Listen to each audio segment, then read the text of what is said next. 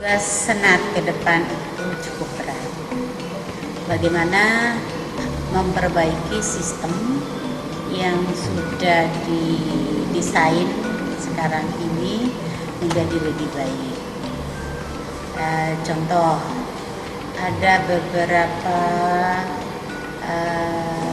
peraturan akademik yang belum tuntas, itu akan segera kita lakukan dalam tempo yang sesingkat-singkat ini. Dalam tempo 1,5 tahun, kurang dari 2 tahun, itu tugas Senat itu mengakomodir peraturan akademik yang belum rampung. Terus yang kedua, ada hal yang belum diselesaikan oleh lembaga yang berkaitan dengan tugas akademik juga, mulai dari pedoman skripsi, tesis, pedoman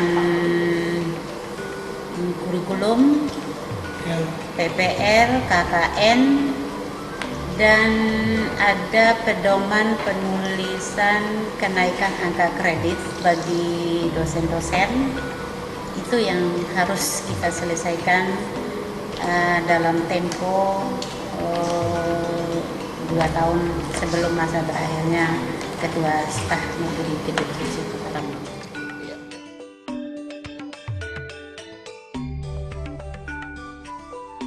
Atau berubah bagaimana, Bu?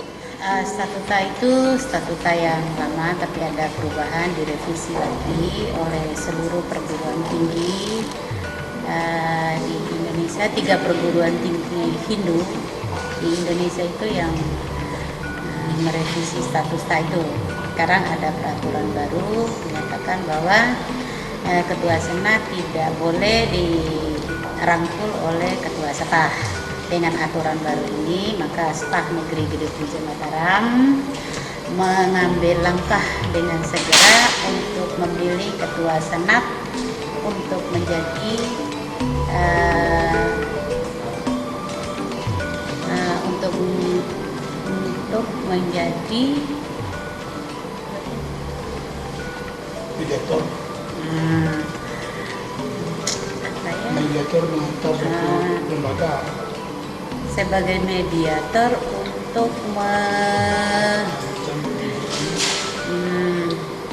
memberikan kriteria tentang kinerja dosen atau pimpinan calon, mengevaluasi semua elemen yang ada di lembaga ini. Itu tujuannya memilih Ketua Senat itu, karena Ketua Senat itu tidak boleh dirangkap oleh ketua lembaga atau ketua staf. Ya, berarti selama ini, Bu, Ketua Senat itu berdasarkan statuta lama itu bisa dipimpin oleh ketua ya, Bu ya? Ya, jadi ini kalau boleh tahu, Bu, peraturan ini mulai kapan ini dikeluarkan dan berlakunya, Bu? Sesuai dengan PMA nomor 68 tahun 2015 bahwa Ketua Senat harus pisah dengan Ketua Staf atau lembaga, pimpinan lembaga yang bersangkutan.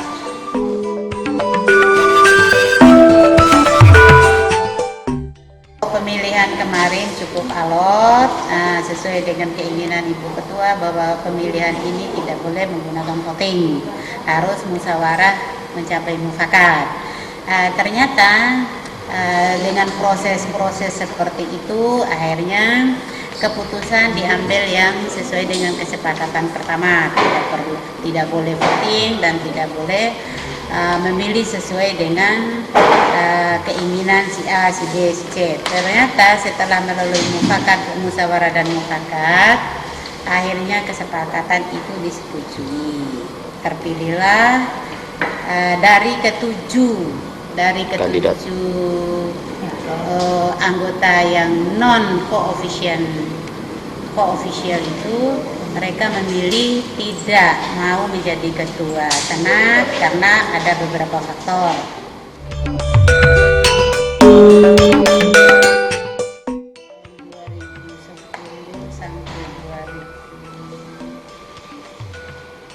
sampai sekarang? Yang pertama 2009 ya Pak Prof itu.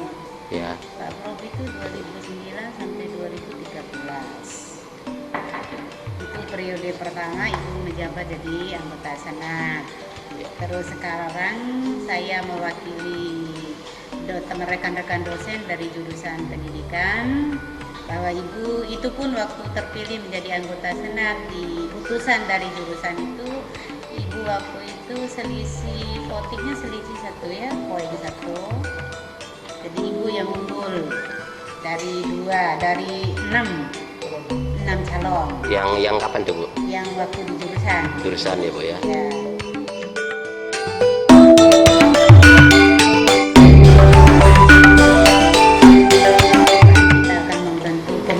Dewan komisi, ada kan 3 dewan komisi yang belum dibentuk selama ini. Yang pertama dewan komisi untuk pendidikan, yang kedua untuk dewan komisi penelitian, dan yang ketiga untuk dewan komisi pengabdian masyarakat.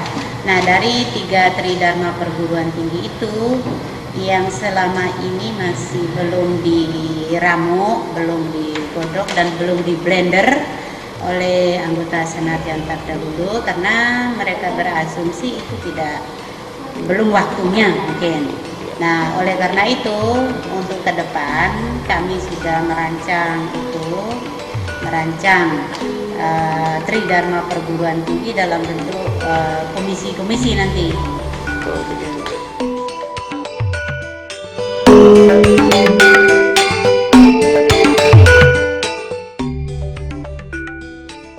Menghimbau kepada seluruh mahasiswa agar lebih eksis untuk menimba ilmu. Bukan saja ilmu itu bukan hanya di teori saja ya, tetapi harus seimbang antara teori dan praktek. Itu harapan kami sebagai pendidik atau sekaligus sebagai orang yang transfer ilmu dan knowledge untuk mahasiswa. Jadi apapun yang diperoleh di lembaga program pasca sarjana, jangan itu dipandang sebagai yang terakhir ya, itu sebagai perjuangan awal untuk pribadinya mahasiswa tersebut. Harapan kami ya selalu menggali informasi, tidak bosan-bosan, tidak cukup dengan informasi yang diperoleh dari dosen, tetapi mahasiswa lebih banyak menggali pengalaman, baik itu melalui tridharma perguruan tinggi, pengajaran, pendidikan maupun penelitian. Mahasiswa juga harus melakukan pengabdian kepada masyarakat. Itu yang terpenting untuk mahasiswa.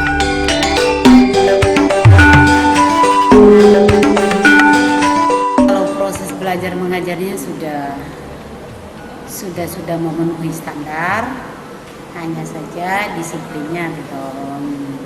Kalau dilihat dari segi sarana prasarana sudah bagus. Nah, sekarang bagaimana SDM-nya, SDM insaninya yang perlu kita tata sekarang. Itu sudah bagus ya. Tinggal kita menata lagi sistematisnya seperti apa, itu yang perlu kita. Terapi-terapi seperti itu belum muncul. Kalau yang lain-lainnya sudah, fasilitas sudah. Terus sarana prasarana sudah semua. Kalau dilihat dari bentuk visinya sudah bagus. Sekarang bagaimana membentuk pola perilaku SDM insani itu supaya lebih religius, hadir tepat waktu, terus begitu pulanya tepat waktu, dan administrasinya ini administrasinya belum tertata.